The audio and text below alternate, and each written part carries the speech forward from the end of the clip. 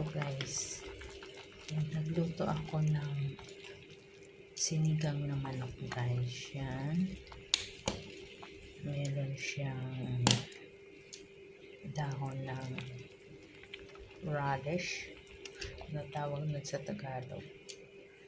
Yan guys, ito siya. Yan.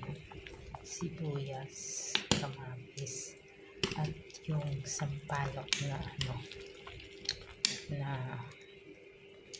na hinog guys. Sampalok. Yan guys. Sarap kasi mag-higit ngayon ng ng maasim-asim may sabaw. Guys. Sinampalukan.